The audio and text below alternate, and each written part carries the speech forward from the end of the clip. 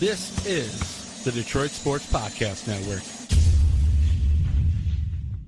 I was trying to get it how I live. I want them dead presidents. I want to pull up, head spin, get it, get fly. I got 6 jobs, I don't get tired. I don't get tired. I don't get tired.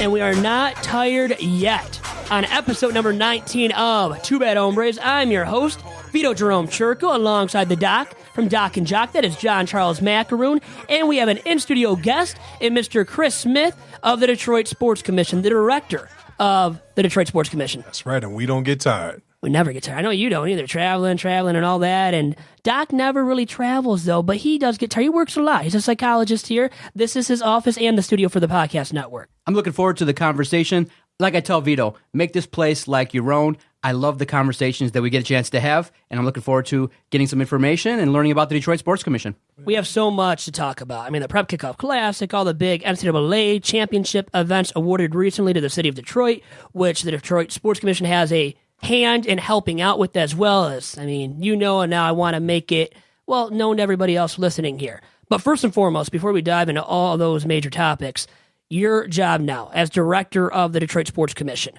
what does that specifically entail? That means I run the daily operations of the Sports Commission. It's my job to make sure that we're doing the sales, bringing the events into the community, to make sure that we're marketing those events and make sure we're servicing those events. Making sure that when the athletes come to town, the attendees come to town, everybody's leaving here feeling good about Detroit, and not just the city of Detroit, but the region.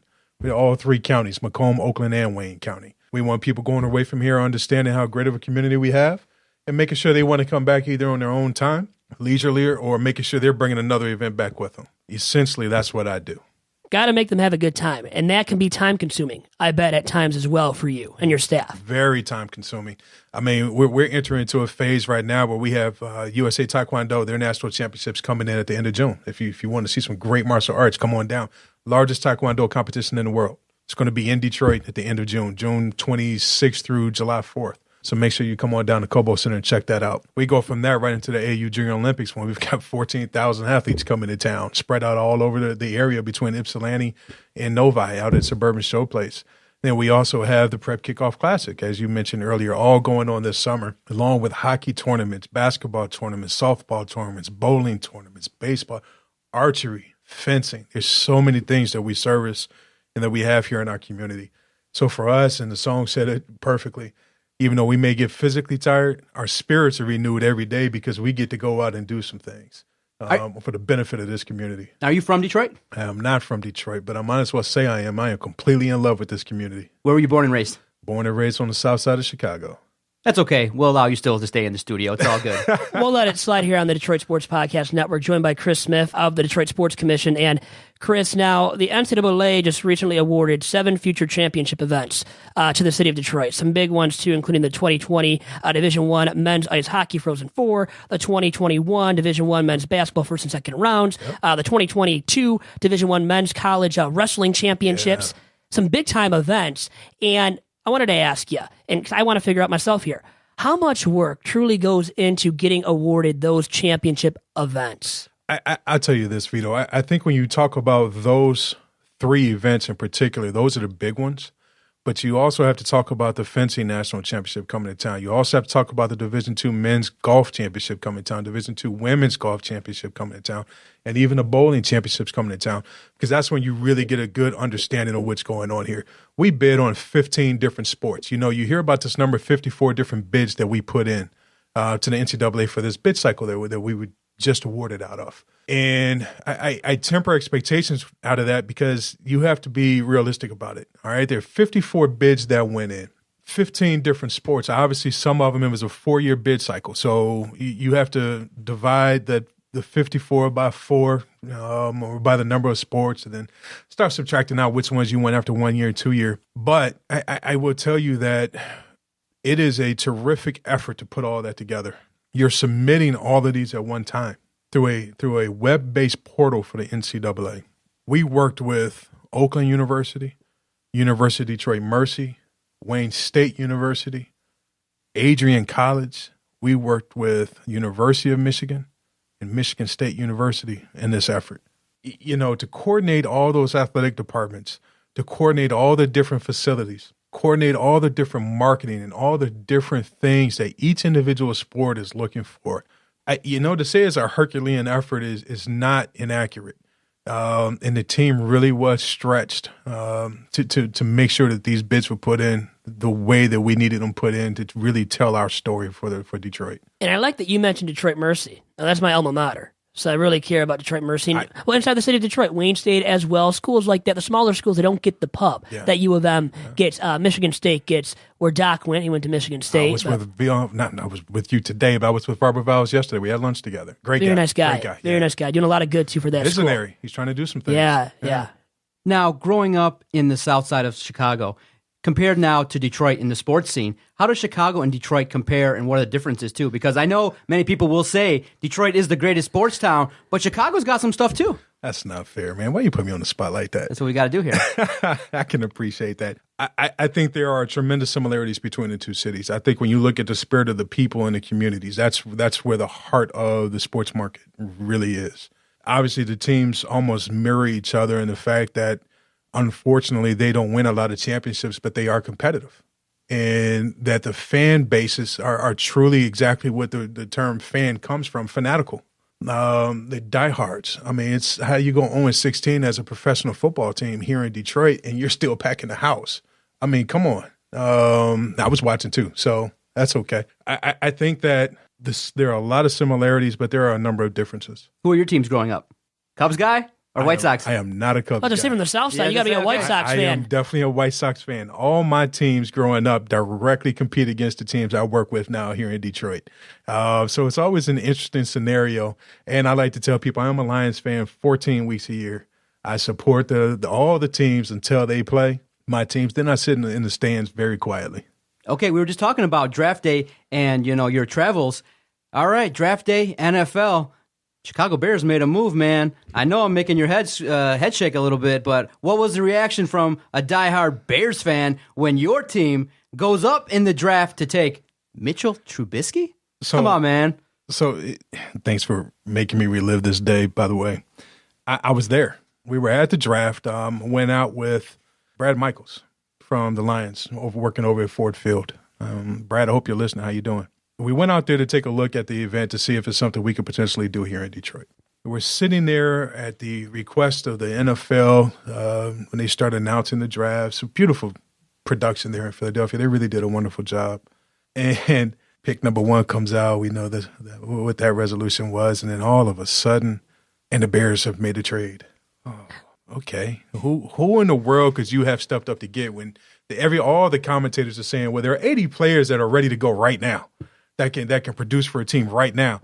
Okay, who was so great in this draft that all the needs we have as for the Bears that you needed to move up one spot for? And then they start announcing all the different draft picks and all the different things the Bears had to give up. So it wasn't just me as a Bears fan, but all the people out there, I hear numbers between 65,000 and 100,000 people out there. There was a collective, what? That being said, I don't do football every day. So I have to trust the folks that do football every day to understand what they're doing and to make the best move possible. So while as a fan, I can sit back and be critical. Really? I love it. Yeah, nice drop. That was beautiful. I really was like, really? It was funny because I had friends texting me through the whole thing because they knew I was there and they were like, ooh. But quite honestly, let's sit back and see what's going on and what happens there. I was really excited about the Lions pick. Really excited. Linebacker depth and help was needed here in Detroit. And to pick up that player, I'm excited. Let's get him.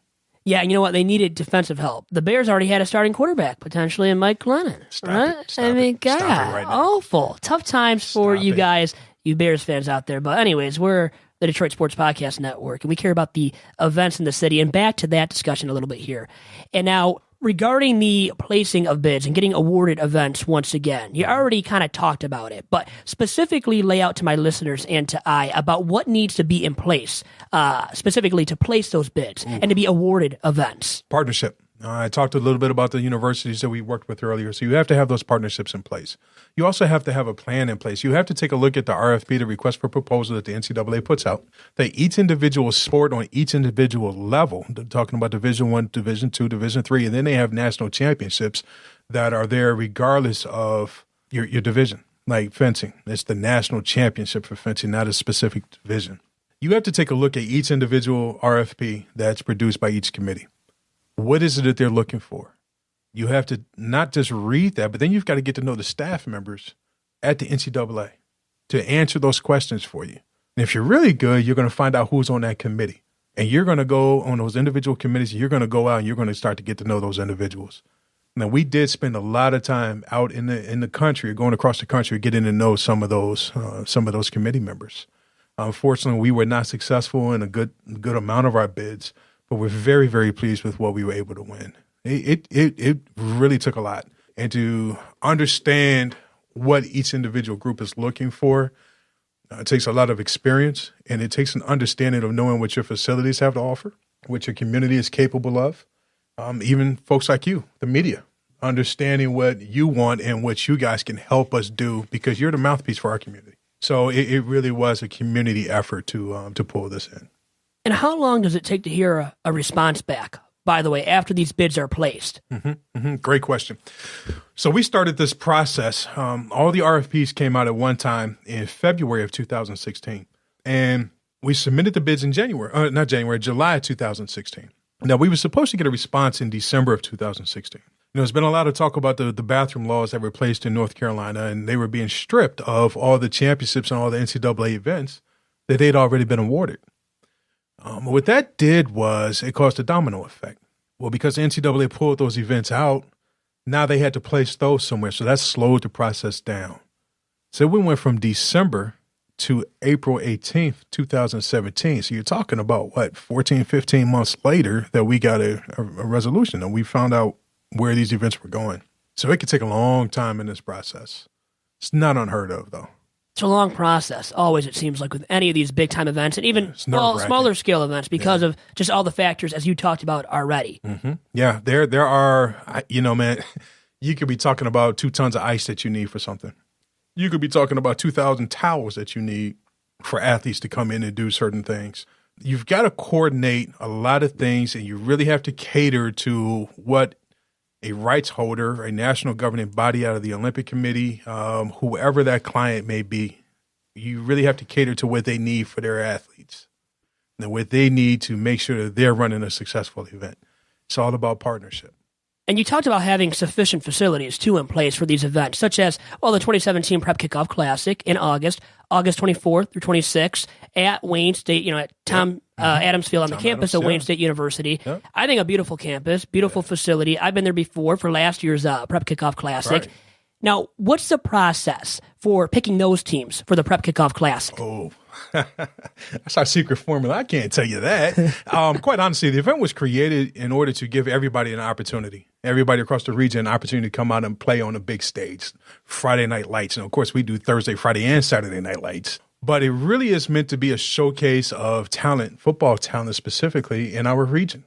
And we try to give everybody a chance. Now, that being said, we still have to cover some costs. So let's be honest about it. We are taking a look at teams that can sell some tickets and get there. But it's not like we're not making money on it. It really is an event that's there to showcase what our community has to offer as far as football talent is concerned. We turn that money around. We put it right back into the program. It's all about the kids here. It's all about the student athletes. It's a great event. As you said, as a matter of fact, I was standing next to you out there, Vito. It's a great event. I mean, you're talking about a packed house. The stadium holds 5,000 to 6,000 people. We're turning people away at the gates because it's packed. You've got the high school bands going. You've got the bright lights. Unfortunately, last year we had the rain pouring, but we still played. We got all those games in, and it was a great time for everybody. We are consistently ranked in the nation as one of the top 10 schedules, period, for talent and competition on that field.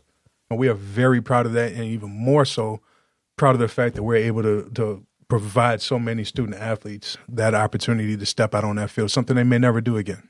And 7 exciting matchups. Absolutely. You have 2 Thursday, 2 Friday, 3 Saturday, and Walled Lake Western versus West Bloomfield in that first game. Then Saturday, well, actually before that, my alma mater's playing. De La Salle is in this event on Friday, so that's always a good thing. Then Saturday, I mean, a bunch of great squads and 2 PSL teams in East English Detroit King playing Indianapolis Cathedral. Yep. And what does it take to get a team like that from out of the state to play in this kickoff event? You know, we owe a lot of credit to that one to King themselves. Not the students, but the coaching staff reached out to Cathedral, and they were having some conversations anyway, and they gave us a call and asked if it'd be okay to invite them to play in the event. So we issued that invitation. And with that, we're going to have a phenomenal game between 2 state powers, an Indiana power and a Michigan power. We are actually going down, or a member of the staff is going down, Marty Dobeck, is going down to Indianapolis tomorrow to Cathedral High School to do some promotions. The school is really excited about this opportunity to come up here and play against King, as they should be. That's going to be a great game.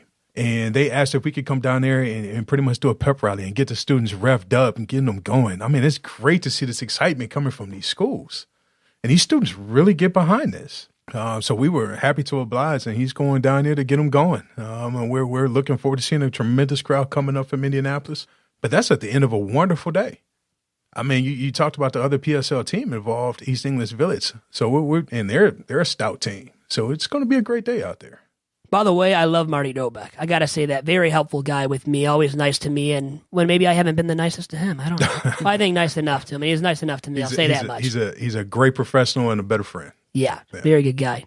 Now with the district downtown, obviously with the new Little Caesars Arena, what's going to be built surrounding the area, it's going to open up a whole new world of opportunity for several events like you've talked about to come down to Detroit and things like that. But prior to the new arena, was it really challenging to kind of, talk about Detroit in a positive light, or to kind of shed the, perception of Detroit? Because it just seems like every now and then when you talk about Detroit, people will still bring up the past. And I know this new district is going to highlight the positives of the downtown area. Do you feel like now it's going to be a little bit easier to sell the city of Detroit and what it has to offer? Because you got to remember, a lot of these events are also going to bring in people down there maybe for the first time in several years. That's one of the most asked questions that I receive. And it's very interesting for several different reasons. Is it difficult, or was it difficult before the arena and the district, before they were announced? And we talked about earlier about how Detroit has always been a wonderful sports community. I think that going through the bankruptcy and going through what some would consider a down period in Detroit, it was difficult. You had to go out and you had to be honest with people. But one thing we did as an office, and one thing we have to do as a community, is we own that. That's what you want to say about us. That's what we are. And we're going to own that. So you sit there and you want to say those things, but I tell you what, why don't you get on a plane and get here? And why don't you stop listening to what people are telling you and come and find out for yourself? Because the number one way I would combat that, whatever anybody was saying, have you ever been to Detroit? No. Okay, then what gives you the right to be able to say something? You've never been here. So I'll tell you what, here's a ticket. I challenge you to get on that plane and get here. And once they're in Detroit, we've got them. And that was the case then, before the district was being announced. And that's the case now. Now it's even more so because it's energy that's going on in the community. But even though it was a challenge, and this is where it gets tricky, but not really, it is a pleasure to go out and represent the people in this community. So as an individual charged with that, it really wasn't a challenge because people deserve that. There's some hardworking people here, and we have no problem getting up, putting our pants on every single day, going out there and telling our story. That's what it is. I dare you to name somebody in this world that in some form or fashion does not have a connection to Detroit, whether it's through automobiles, manufacturing, industry, immigration, or even through the arsenal of democracy. I dare you to find somebody in this world that does not have a connection to Detroit. And that explains why it's easy for us to be able to go across the world to talk about the city and to be able to continue the story. Was it overt? Would people discuss things like, crime or, locations or things like that, the city life, that people would come and just ask you straight up about the city of Detroit and some of the stuff that was going down? Oh, absolutely. They would pull stats, they'd bring it and put it right in our face and have conversations about it in very public ways. But again, if that's what you want to present, hey, okay, fine. If that's how you want to come at me, now you've got to sit there and you got to listen to me and counter that. Because for everything you give me, I can give you 5 positives, okay, maybe 2 positives to counteract that. So again, if you're going to challenge me, be ready for Detroit to stand up and challenge you back. And once we're finished, we're going to win because that's what we do here. And by all counts, look at all the great events that have happened prior to. You had, one of the biggest events in wrestling. WrestleMania's come down to Ford Field. You had the 2005 Super Bowl at Ford Field. You have Comerica Park. You had All-Star Games. You've had so many different events that have gone off. I mean, I really haven't heard of any event that has taken place in Detroit. I haven't heard any negative feedback or any negative or anything hugely outside of maybe the weather during some of these events. Yeah, outside of that, but nothing negative has been portrayed. We've done great events in the city of Detroit. We can handle it. So let me tell you, my predecessor, Dave Beechnow, great guy, brought me here. One of his greatest accomplishments was bringing the Final Four to Detroit in a time when Detroit was not revered in the eyes of Americans. But yet, as you're suggesting, he was able to go out there and do that. He was proud to go and do that. And even prouder when that event was awarded to Detroit. So even through, I guess, what some would consider our darkest hours, we were able to accomplish in this community. And through sport, this community in a lot of ways has rallied and will continue to stand up. So it really doesn't matter. It does matter if the teams are winning, but it doesn't matter because it is a rallying point in this community, and it's something that we can all get behind. No matter where you're from, what you believe, you're always going to be a fan. And I don't care. There's nowhere else in the country that gets behind your teams like this community. And piggybacking off of that, how great will it be for the Pistons to move downtown to play at Little Caesars Arena? That is phenomenal. I never thought I would see the day. And obviously, as a growing up a Bulls fan, I was a Bulls fan before Michael Jordan. So let me say that. So I'm a true Bulls fan. So legit, yeah, I would say so. Yeah, I'm legit. Going back to the days of Sedale Threet and Roy Hopkins and quite a few others, Reggie Theus. But I think that adds more visibility to downtown, to Detroit as a whole. It's again, as I just suggested, it's a rallying point for the community. And now to be able to return the Detroit Pistons to Detroit is phenomenal. And the press that's coming out and the continued storylines, the positive storylines coming out of Detroit now, it's something that the youth in our community can now grasp hold of. They can go out and actually have access to their heroes on the basketball court. They can see the construction going on downtown, and they can really get behind something, have some faith in something. And it's going to be great to see sold-out crowds. Not that they weren't doing that at the Palace. Okay, so let's be clear. It's a wonderful facility, a world-class organization where they are now. But I think by coming downtown, they've really struck a chord with this community and really reconnected. And now it's about the product for the Pistons getting better. It is important, as you noted yourself, that, you know what, if they're not winning, it won't draw enough fans to show up. But I think in the first season at Little Caesars Arena, the Pistons and the Wings might get away with the winning, with the product a little bit. Yeah, I'd actually give them 2-3 years for the newness of the facility to kind of wear off. But at the same time, now you're gaining new fans, all right? You were in the suburban community, so you're going to have those fans, all right? Out in the Palace. So now you're reaching out and you're regaining fans that are moving downtown and moving into the communities in droves right now. So you're gaining all of that. And at the same time, something that I don't have any problem talking about, we were then able to go and place a bid for the NBA All-Star Game for 2020 or 2021. The Palace is wonderful, but it did not put us in a great situation to be able to do that. We've tried. But to come downtown gives us the first chance since 1959 to have that game back in the city of Detroit. That's awesome. Awesome for the city. And you know what? The Detroit Sports Commission is gaining traction, I can tell, as well, with landing these events, big and small. And wanted to ask you, anything else that you can reveal to us regarding events that you've recently placed bids on or that you're working to get to be brought to the city of Detroit? No problem sharing that with you at all. Obviously, I just acknowledge the fact that, yes, we did bid on the NBA All-Star Game for 2020 or 2021. Yes, we did go to Philadelphia to take a look at the NFL draft and the possibilities of bringing that home to Detroit. We are going to take a look at another Final Four, men's Final Four, and we are going to take a look at a ladies' Final Four. Those bids come out this summer. So those things are in the pipeline. You mentioned earlier the I still call it WWF, but the WWE WrestleMania, we are trying to re-engage them in conversation and bring that event back to Detroit. We are continuing conversations with Horizon League as well as some other leagues. Everybody wants to know what's going on with the Big Ten. Can we get the Big Ten basketball, Big Ten football here? We have had conversations with them, and we're continuing to have conversations with them. We are being very aggressive in what events we go after and how we go after them. That being said, you can't win them all, but we will have a seat at the table and go after it. That's what we do, and that's what we're going to continue to do. And it seems like, guys, it's unheard of for a place that hasn't even opened up to land all these events already. I'm going to tell you, and that's a great point. And Tom Wilson made us aware of this. After it was a great day. We're sitting there April 18th, and we're watching all these events and where they're going come across the screen. And then we're sitting there, and we're like, wow, that's another one in Detroit. Wait a minute. That's another one of the big arena events. Wait, that's the third one once wrestling rolled across the screen.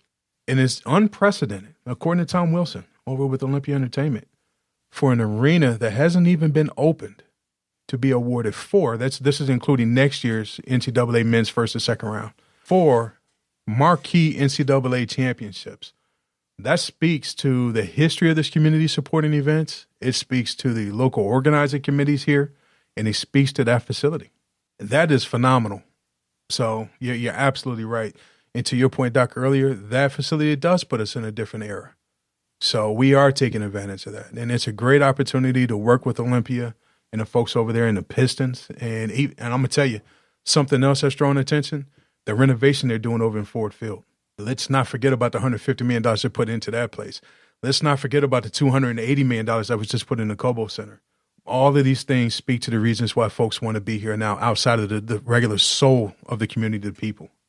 So there's a lot of synergy here, a lot of things going on. The reputation right now of Little Caesars Arena is really sky high. It's very impressive how that's the case without it even opening up yet. All the seats aren't even in it. It's not finished. And it already has a reputation. I mean, what else can you say about it? You can't do any better than that, right? You can't do any better than that with an arena that hasn't opened up. That is definitely the case. And wanted to shift gears a little bit. I have to ask you now. You're a Bulls fan, you said. I've got to ask you, Michael Jordan or LeBron James? Michael Jordan. Now, why? Drive, passion. Nothing against LeBron. I think he's phenomenal. I think he's the best player in the world right now, not the best player ever. I think what set Michael Jordan apart, not just from LeBron James, but even from Kobe Bryant, who I would consider number 2. Kobe, you say what you want to say about him. He was phenomenal, all right? But he also patterned his game after Michael Jordan. Without Michael Jordan, there's no Kobe Bryant, all right? So the greatest of all time has to be the first, right? The first in a generation, the first in a product line. Nobody has been able to match the drive that Michael Jordan had. From the intimidation tactics to the pure ability to go out there and get it done, to the knowledge of how to get it done and the studying that this man put into things. So forget the team that I'm a fan of. I'm a fan of the sport first. Michael Jordan all day. What's your favorite Bulls memory? Probably the Bad Boys keeping Jordan and the Bulls down for that period of time, right, in the 80s. I'm going to be honest with you. I loved it because I'm a football player too. So I love that style of play. And I actually went to Hampton University where Rick Mahorn went to school. So I have no problem with that. Now, did I like it at the time? No, but I understood it. That's how you win. That's how I learned how to play. So, and a lot of us from watching that, hey, you got to lose some to win some. And that's part of the game. I understood that even back then. But I think my favorite memory would be, you remember when Michael Jordan, right after his father passed, and he won that championship on Father's Day? The emotion that he exuded after that championship? Yeah, that was it for me. That was it. Because to me, that told a story.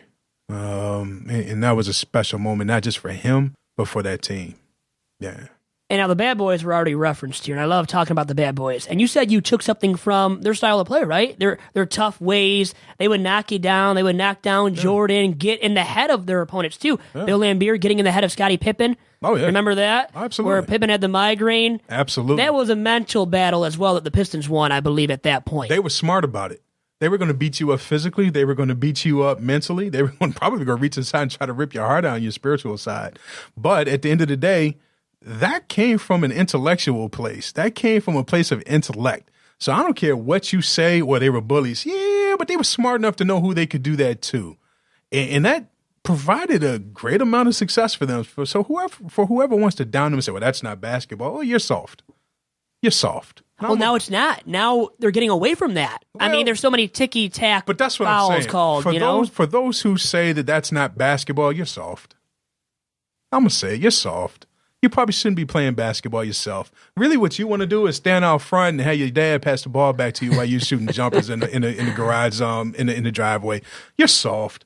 Pistons did it the right way. Even as a Bulls fan, I can admit that they did it the right way, and I miss it. I would love to have him back. I watched Ben Wallace play in college. Really? When he was at Virginia Union. Uh-huh. And for them to sit there and say, well, he can't score like everybody else. See, I almost forgot about the FAA rules there. Yeah, he was scoring then. He could hit free throws with anybody else then. He was a beast then, and he's a beast now. And he's doing great things down in the community down in Richmond, Virginia down there too. So Pistons did it the right way. And like you said, okay, they might have been a little bit too tough or, they were considered bullies, but they had the high basketball IQ. Lambier, Rodman, who people don't really consider having a high IQ. Well, high basketball IQ, definitely. On the floor, Bulls the guy could get it done. Got him, didn't they? Had to go and get him to win, right? Yeah. They helped him win. Got him. Yeah, they did. They went out and got James Edwards too, didn't they? Yep. They went out and got John Sally too, didn't Former rivals. They did it to get better. So I question, is it that they were bullying people or they were smart? I think smarter in how they were playing, too. And they don't get enough credit for it. At least that documentary came out to kind of recognize the greatness of that back-to-back championship squad known as the Bad Boys. Because they deserve it. They deserve all the credit in the world. And it seems like they're forgotten in the 80s because of the Lakers' dominance, the Celtics' dominance. And it hurts the Pistons, I guess, prestige a little bit. But what did they do? They went to the Eastern Conference Championships, what was it, 5 years in a row? Well, they could have three-peated. Two, they lost to the Lakers in a tough series, and then won back-to-back titles. But losing to those Lakers, losing to those Celtics, great teams. That you weren't a slouch to lose to those teams. No. Listen, I'm a Bulls fan. My hand is up. If you can't see, obviously you can't see it. You're on the radio waves and the internet waves. But I'm telling you, the Pistons did it the right way, and I miss them and wish they could come back.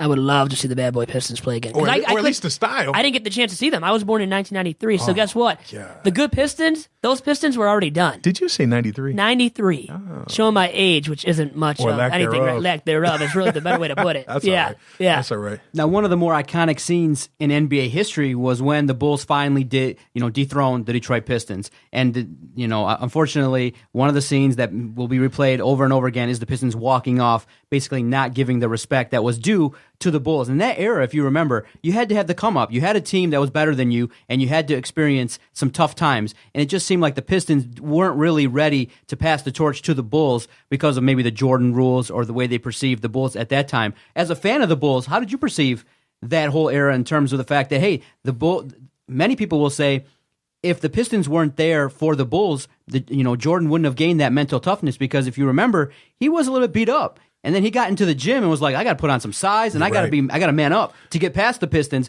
But unfortunately, the Pistons maybe didn't do the right thing in terms of, passing the torch to the Bulls. How did you take it as a fan? Did you maybe have a little bit of a negative thought toward the Pistons, or did you say, look, you guys remember your challenges facing the Celtics and the Lakers, and you were given that respect. Why not give it to the Bulls? Yes and no. Obviously at that time, Vito was sitting there joking him about, hey, you were born in 93. You're talking, that was 1991 when that happened. Yeah. I was 15. So kind of an immature mind looking at it. I'm looking at it like, man, that's messed up. But at the same time, I just remember my coach saying, man, and it still resonates in my mind, are you a good loser? What do you want me to do? You want me to look you in your face and smile at you and walk off the court? That's not going to happen. As a matter of fact, the game's over. I still want to get at you. You want to go out back? We can handle it out back. Are you a good loser? I'm all about showing respect. Could it have been handled differently? Sure, it could have been handled a little bit differently. But you know what? I'm not in those players' shoes. I wasn't on that court. So it's hard for me to give an opinion for something I wasn't a part of. So it's hard for me to answer that question because it wasn't me. And it's been said, too, that Jordan disrespected the Pistons as champions before that. And then there's a talk, who actually directed that walkout? Was it Lambier? Was it Isaiah? And that was a reason expressed loudly for why Isaiah Thomas wasn't on the Dream Team. He was left off the Dream Team because the players didn't like him that much. Well, I tell you what. You heard the stories in Chicago. Obviously, Isaiah is from Chicago, and it was his city. Mm-hmm. You hear the stories about how Michael Jordan came in and took the city from him. Isaiah is still highly revered in the city of Chicago, especially out on the west side where he's from. Regardless of what happened, and again, I'm not in their shoes. I don't think for them. I can't speak for them, for the players involved. What happened or who caused it to happen, I don't think really matters at this point. I think that what you had was the conclusion of a wonderful reign by the Detroit Pistons. And it's what you said earlier, Doc.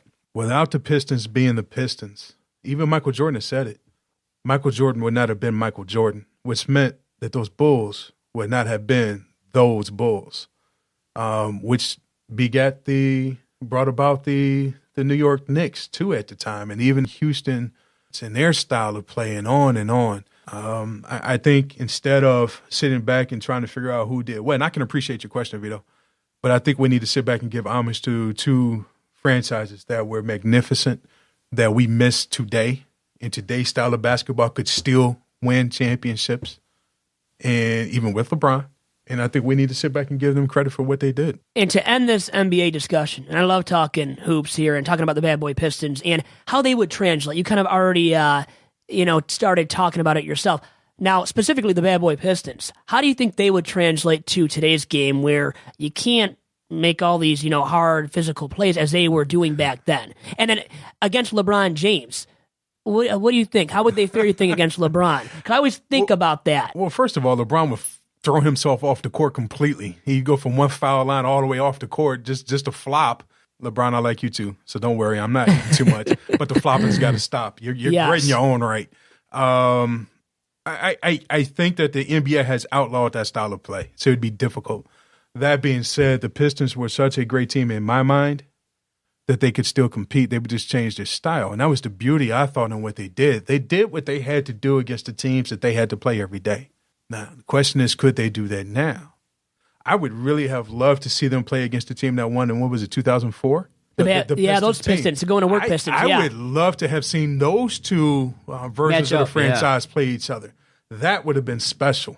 That would have been special with the Ben Wallaces and even Rasheed Wallaces and the Tayshaun Princes of the world and Chauncey. Who could forget Chauncey on the team? That would have been a great, great series. We'll never see it, though. If you're going to go there, I would love to have seen the Big O and Kareem, Lou Alcindor back then play. I would love to have seen Jerry West and Wilt Chamberlain play against these teams now. And even you take a look back at, I don't want to say Bob Cousy, but you're looking at Bill Russell and those teams. It's very easy to sit here and talk about players now. There are players who played this game long before we even knew. Again, we tease you about 1993. Come on, man, I'm 76. You know how many basketball players played before then? I would love to have seen Earl Lloyd play for the Syracuse Nationals way back. To see the Big O playing for University of Cincinnati in college. Come on, man. And Russell Westbrook he did a wonderful job this year. Come on, let's get a man credit. But how many triple-doubles did he have this year? Oh, was it 40 plus? Broke the single-season triple-doubles record. Oh, okay. But how many years did Oscar Robertson average a triple-double? Not one, multiple. So I love what Russell Westbrook is doing in the NBA right now. He's just running all over everybody, dunking on you if you look at him the wrong way, and the passion that he plays with. But if you take a look at what Oscar Robertson did for many years, what was it, 3 years in a row that he averaged a triple-double? Wow. I would love to see that now. Would love to see it now. And people make the argument, well, in what era? What kind of competition? People like to make those arguments. But I think what your point is, too, is appreciate them for what they were. Yeah, respect appreciate everybody. Their craft and what they did, what they accomplished on the floor when they did it. No matter what decade or era of basketball it was, appreciate what they did. There's no LeBron without Magic. There's no Magic without Big O. Let's remember that. Even Shaq, there's no Shaq without Wilt Chamberlain. There are a lot of players, and these players I'm naming now are great in their own right. And it's not that they came from other people. They needed other people to exist. Shaq's one of the best of all time. So is Magic Johnson. But to sit there and be able to pattern your game off of somebody, to be able to turn on the as my mother used to call it, the idiot box, the TV, the boob tube, and be able to see these players play is phenomenal. I mean, I sat back and watched those Pistons teams and emulated some of the things that Bill Laimbeer was doing on the court, even as a Bulls fan. I even watched Shaq and emulated some of those things. I'm a big guy. So I was like, well, I don't need to be finesse. I can knock you down and I can intimidate you without even having to say anything to you. I could put my elbows through the rim and dunk the basketball on your head and hit you in the head so hard with it, you don't want to get in the way anymore. Put my knees in your throat. These are some of the things I learned from watching some of these players play. Come on, man, 100 points in a game, whether it happened or not, which some people do question. They do debate that, yep. You were close enough to be in the conversation. And that's when it comes to, I think when you have to bring up that it doesn't matter when it happened. No. Against who? Scoring 100 points is scoring 100 points. Well, Wilt was the only 7-foot, whatever, 300-pound guy in the league at that time. And he was going against Bill Russell. Bill Russell was only 6'9" and 240 pounds. He still had to run up and down the court and do it. Right? It still happened. It still takes a lot to get it done. Well, Vito, let's remember that Wilt not only scored 50 points a game that year, but also averaged 20-plus rebounds. So it's not they weren't all offensive rebounds. So guess what? And he also led the league that year in field goal percentage. So they weren't offensive rebounds. He wasn't backing up and going to get his own shots. He's running the floor. All right, so we have to ask because it's the worlds are going to collide. Two teams so far have started the NBA playoffs currently undefeated. You got the Cavs and you got the Warriors. If they match up, which I think the basketball world needs because this entire season has been really boring because everybody kind of thinks it's going to be Cavs Warriors third go around. If they match up, who you got? East. Really? You don't think Kevin Durant and his need and drive for a championship going to the Warriors is going to propel them to get back, having to avenge the loss last year as to coming back? The East? All day. Okay. Simple as that. I like that. East to the all point day. of the East. Yeah, you know, See, the Warriors are better tested. They have 4 great players. The Cavs have 2.5. You count Kevin Love. 3 total with Kevin Love. I don't know what you consider him. He's not a superstar in my opinion. Kyrie and LeBron are, and they're going to walk right through the East as they're already doing. The West, you have to beat the Spurs or Rockets in the next round for the Warriors, which will be tough at least. So they will be tested, and maybe that helps. You still got to go play the game, and the East isn't over. It's not. No, over. you can't guarantee it, even though it's close to that. Yeah, it's close. to a guarantee. But it's not over. They still have to go one more series. Yep. All right. They still have to go out there and score one more point than the other team for at least 4 games. And we play the game because anything can happen, right? I am a fan of the East and basketball played in the East, which is why you're hearing my raw emotions, my raw feelings about the Pistons. I love watching Golden State play. I do. I think that they're beautiful to watch on the court. They push the ball down the court, the jump shots, the inside presence that KD can produce for them and that Draymond Green can produce for them. However, I also like the beauty and the going to work style of play that the Cavaliers play. There's also something about the city of Cleveland that I appreciate, and its similarities to Detroit. And it's because of that why I'm going for the East. You know, even coming from Chicago, Detroit, Cleveland. These are all cities I will always be fans of until they're playing my specific team. I'll always pull for those teams because they're always considered the underdogs. Now, before we wrap up our discussion, if the average fan wants to get to know what's going on with the Detroit Sports Commission, where they can get some information, where they can follow you guys or you particularly. DetroitSports.org. You can find all of us there. You find all of our digital platforms, our social media platforms on that. Again, that's DetroitSports.org. And you know what? We have to respect the greats. We talked about that in the NBA and appreciate what they have done, what they have accomplished, and what their jobs are. You know, what they do. And I think we have to appreciate what you do as well, Kris, for the Detroit Sports Commission. Thank you. And thank you very much. And make sure to check out the Prep Kickoff Classic. You have to. August 24th through the 26th at Wayne State University. I don't care if you're a football fan, a professional football fan. If you want to see good ball, you're at Wayne State. I don't care what level you like. If you like ball, you're at Wayne State. That's premier competition. Amen. All throughout the state of Michigan. No question. The country. The country as well. Great stuff. And great stuff from you. Thank you very much for all your time, Kris, Appreciate as well. it. Thank you, guys. And that was Mr. Kris Smith of the Detroit Sports Commission, the director of the DSC. And joining us in just a quick minute is Tyler Brecht. He's got an interesting story. I'm a state guy, and if you heard the news over the week about what he did on Twitter, oh my goodness. The doc has to challenge Tyler, respectfully. Man, I'm looking forward to this conversation with Tyler Brecht. Up next on Two Bad Hombres. Vito, I want to tell you about our host site, Podomatic. Since 2013, we've utilized our host site, Podomatic, to upload all our audio content to get out to the internet. And the reason why we utilize Podomatic is their user-friendly platform and the ease in which we can upload our audio and get it out there to the masses.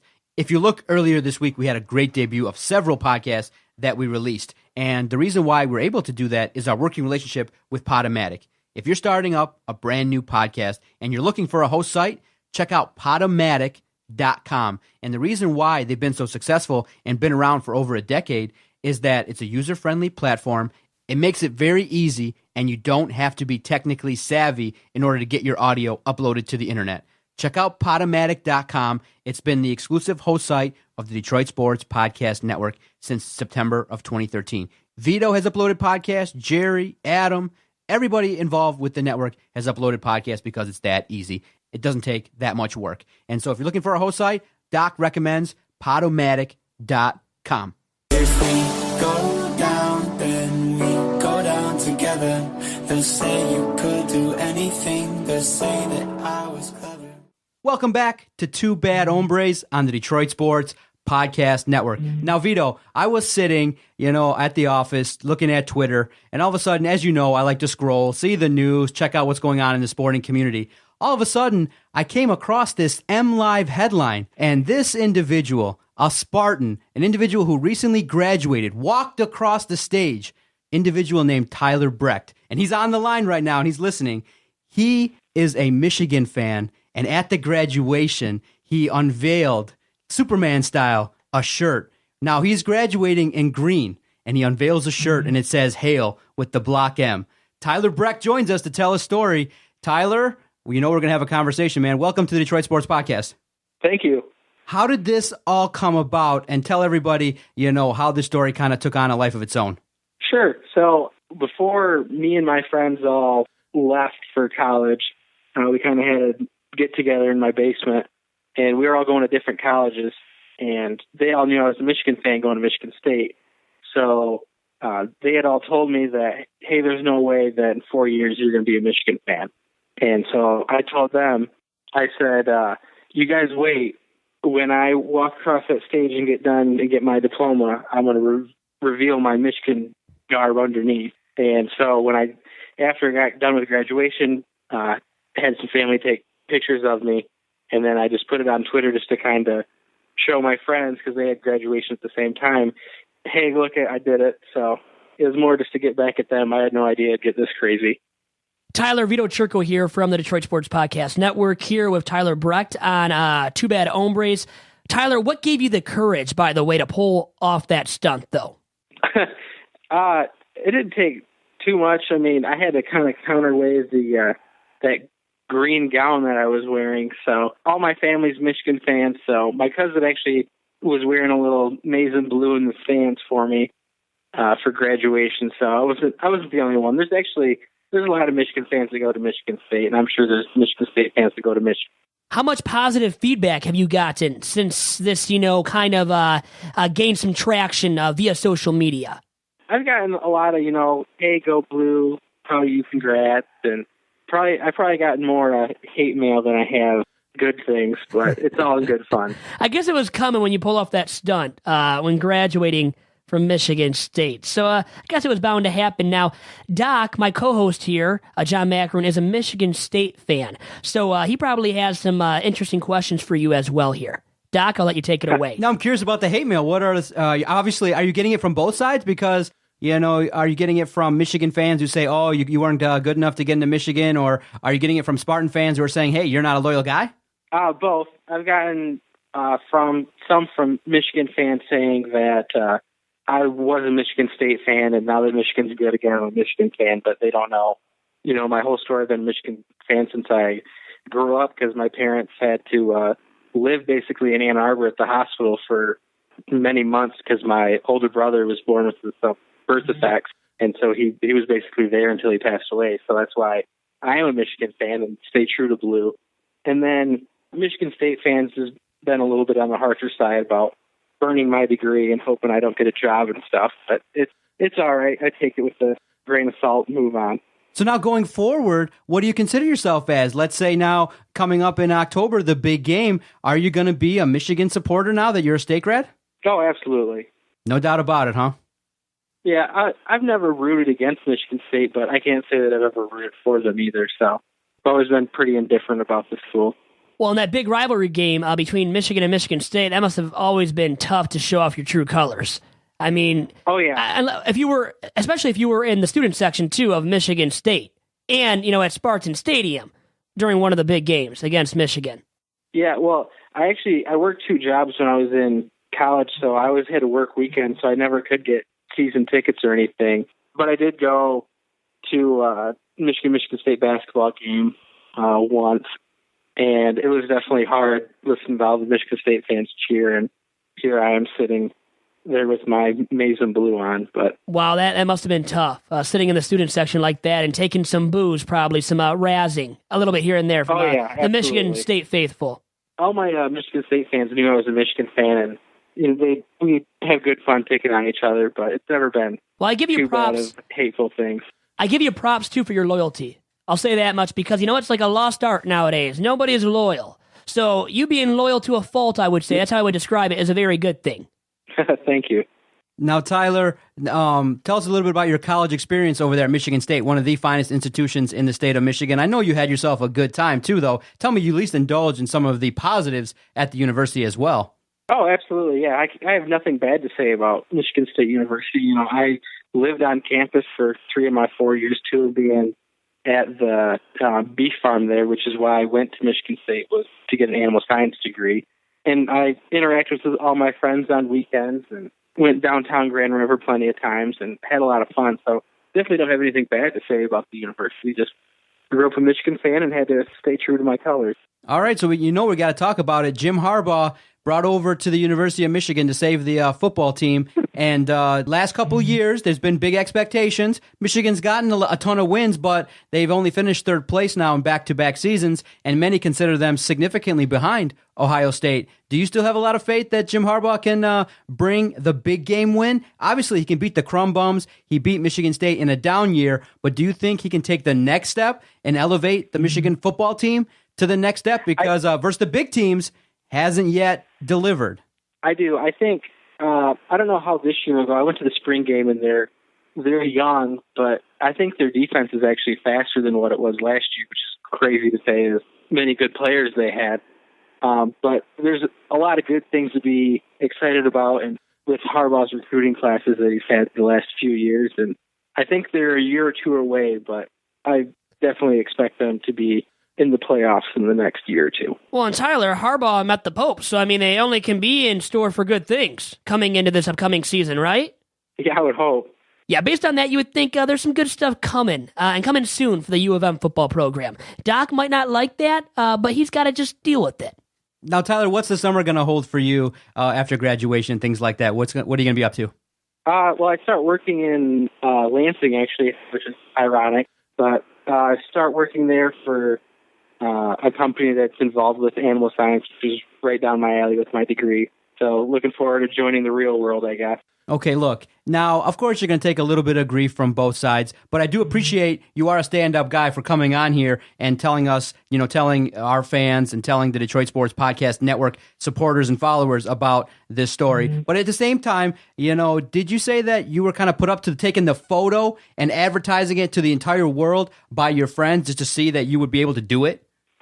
Well, I was more so advertising just to my friends. I think I only have 300 followers, and I only get 2 or 3 likes or something with all my tweets. So when I was posting, I expect them to like it and stuff, and that would be that. And then I checked my phone one night and saw what had happened. I was like, oh my goodness! I had no expectations of it going this crazy. I didn't tag Michigan Athletics or anything in the tweets. I like to stay under the shadows, I guess you could say, about everything on social media. So I definitely did not expect it to be this viral.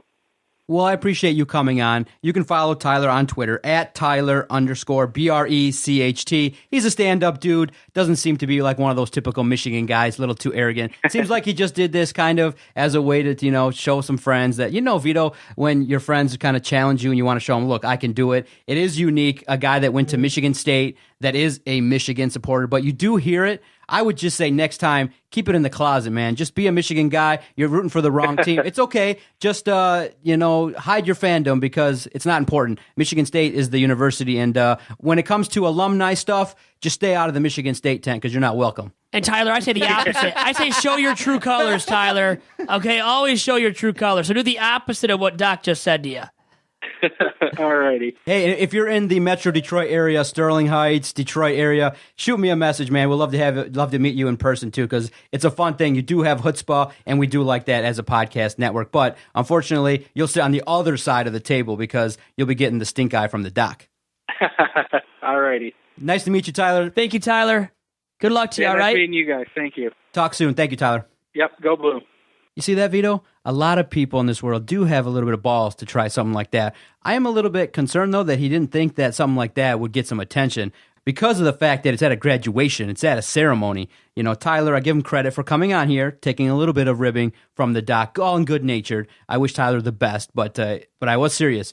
You know, in terms of alumni stuff, dude ain't welcome. He's been excommunicated from Spartan Nation for trying that. That is a punishable offense for wearing a Hail M shirt underneath your graduation garb.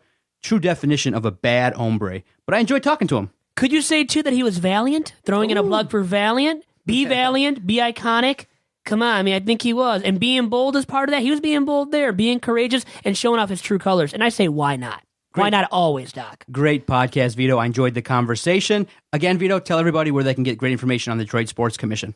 So their website is DetroitSports.org, and their Twitter handle is @DET Sports. So make sure you give them a follow to find out about all the events that they end up landing for the city of Detroit. And thank you to Kris Smith, as well as Tyler Brecht, for all their great stuff, all their great contributions on this very episode of Two Bad Hombres. It's been a blast, and we'll talk to you again next week and for another fine edition of the podcast. Adios. I was trying to get it how I live. I want them dead presidents.